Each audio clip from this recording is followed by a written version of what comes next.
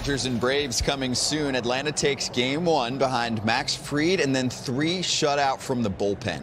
Matzik, Jackson, Smith. The winning formula for Atlanta, and if it's up to them, they'd like the same thing to keep rolling in game 2. Your LCS report is presented by Loan Depot. And Braves reliever Luke Jackson joins us right now on MLB Tonight. Luke, how are you? Getting prepped for game 2. Let's go over game 1 and what your experience was like. What's going on out there? It's always nice to get a good win in game 1. Get the foot started. Luke, Yonder Alonso here. 2 questions for you right off the bat. What's going on with the hair? When we played, you had that nice, good, swaggy hair. And second of all, how much do you rely on d'Arnaud, your catcher, to just kind of drive you through that traffic throughout your tough innings? I mean, over the whole year, he's been like just day in and day out, seeing the game, calling it how it's pitched. Like, I mean, he had that tough injury early on that he worked through, and it was. We had people step up. Steven Vogt stepped huge, but having Travis D back there being just a guidance and a guy who I don't think I've shaken him off this whole year to rely on just the game calling, just game knowledge has been unbelievable.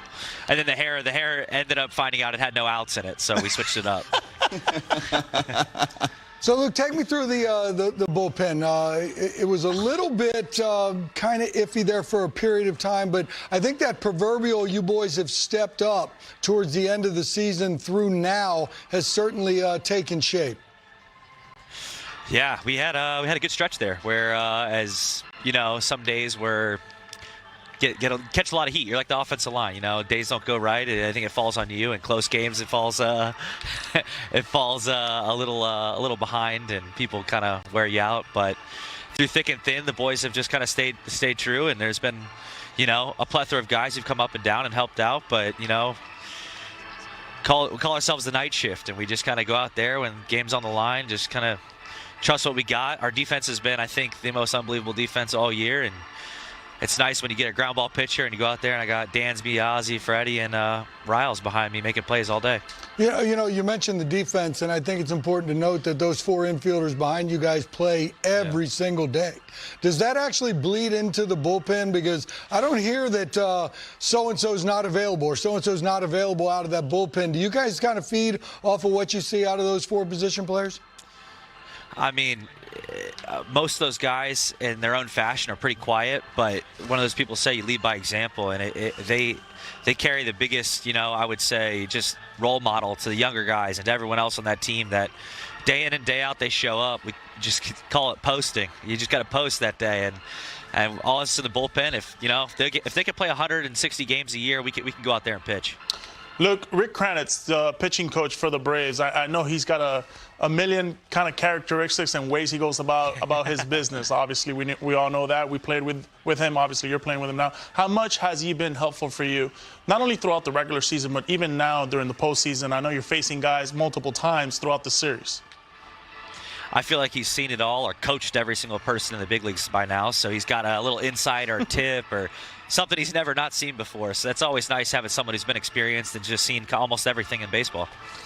Is it something that you're going to go to? How do you attack hitters the second time around? Or are you just kind of going with what you feel is best or what you have best going on that night after you throw your side? I mean, that's kind of like day in and day out, a team like the Dodgers who come so prepared, and they know all your analytics. They know what you do. Some days it's this, some days it's that. But, I mean, Travis can kind of read the game, see how their swings are. Drew French, Cranny, all our analytics staff put into the work in to kind of get us right for that moment. And some days it's, the 2, 3, 4 hitters 3 times in a row. And some days it's 7, 8, 9. And different pitches work for different nights. And maybe my curveball's there, maybe my slider's there. And maybe I'm just throwing all heaters one night, which is rare. But, it's kind of, it falls down to what they see. Hey, Luke, I spent time with this team last year from a distance because we were dealing with the pandemic during the postseason, but Darren O'Day's just throwing out nicknames left and right. Has anyone taken over that role? It was fun for us. Like, every start, we would get a different nickname. I know Ian Anderson's going today, and Darren called him Screech last year. So what's the nickname lowdown these days? Is there any new good ones? That's what I'm thinking of. On camera, there's not that many great ones, but off camera, there's a couple. Good, right. PG-wise, I think I gave away the good one, right? Is he still Screech in Anderson? He's still Screech, yeah, the librarian Screech. He's got a couple. He's an old man. He's an old soul, a young kid, but, you know, he always reminds me of, like, he looks like a barista or a librarian. He just kind of carries that motto about him. And then brings them out. He's got some fire, so I love that. Yeah, it's good, right? The low heartbeat at the right times, and then he's a veteran out there. That's why he's pitched so well in the postseason. This was fun. Luke, we appreciate it. Yeah, he's always complete ice in his veins from day one. We're looking forward to seeing him and your bullpen in action later. Luke, good luck in this one, and we'll talk to you again soon, all right? Take care, man. Thank you guys so much. Thank you, guys. Appreciate it. Luke Jackson and the Atlanta Braves. Luke was in the 8th inning in Game 1 yesterday, and I'd say for him, script-wise, it'd be nice for him if he's in the 8th inning in Game 2 as well, with Will Smith locking the door down for the Atlanta Braves. Now time for Home Means Everything, presented by Loan Depot. Right now, 3-2 walk-off winners thanks to superstar Austin Riley this year, an MVP candidate. Bill Ripken, 2 knocks yesterday, a homer, the game winner later on. This Braves team is featuring a very, I would say, different Austin Riley in 2021 as we check out a Dodger lineup that is missing their third baseman, Justin Turner. Yeah, when it goes back to Austin Riley, when you said candidate, I think we should probably, if we really look at that hard enough, might even say he was the MVP. Really? National League. Might be your vote? Maybe so. Okay. But then you look at this lineup, it looks a little bit different without a staple. Justin Turner not in the lineup, got a little bit of a neck problem. Chris Taylor playing third base for the Dodgers. Yeah, we'll get much more on that situation. JT has had some epic hits in playoff history for the Dodgers, but we'll learn more from his manager, Dave Robertson. What do you think of this solid, very different-looking Braves lineup in the second half of the season, Yonder Alonso? They did some things. Yeah, Freddie Freeman hitting second. I like what Eddie Rosario has done from the leadoff spot, though. But my man, Ozzie Albies, man, I mean, he is going to be looking to run again tonight. It'll be interesting to see if he gets in scoring position for, obviously, your MVP and Jock Peterson after that, who's Mr. Clutch. Yeah, that's quite a good lineup right there. And I think what Brian Snitker has is there's a lot of people that like to play mix and match. I don't think Brian Snitker falls into that category, especially when you got those boys. You mentioned Albies playing second base, but every one of those infielders. I think Albies was the low man on the totem pole with 156 games played. Sorry about it. And he just runs them out there every day, and those boys like to play, and they come to play every day. Bill, Yonder, Scott, and Snit always uses this term about his veteran infielders, even though some of them are kind of young. They've been playing for a while. He says, boring pros. They're boring pros. They show up every day. They're consistent. They do the same things. But that's what you want. Boring is great in this way in baseball. I'll take it. Yeah. You know what, though, too? With that boring approach, it comes the leadership of that staff, the infield coordinator, right, which is Ron Washington.